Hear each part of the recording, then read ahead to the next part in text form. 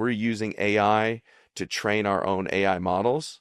The term everybody, the tech guys uses really is machine learning, but it's AI to the general public.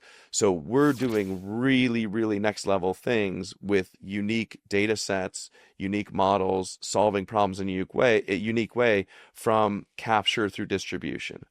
And one of the things that I'll say is in AI and in this space, again, I came from media, and I had said for a while, this is a big player is going to be AI, right? And so generative AI, like everybody's seeing that now.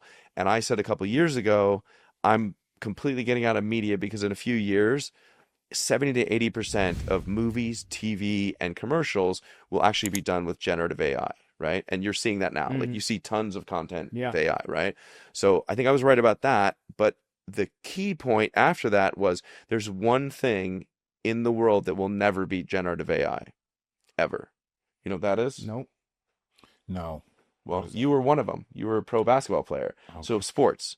Nobody wants AI Wemby or AI Cooper Flag or AI, Luca.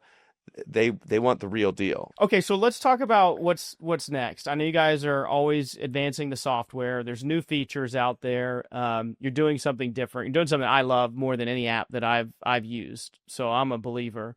But take us, through the rest of the year, next several months, and then what you want our users and viewers to do. Do they need to come visit an app, a website? Do they need to show up at your house to give you some money? Like, what do they need? So I will tell you we're hoping for early December to work with one of the partner organizations we're working with to launch our new UI UX. That's going to be pretty insane.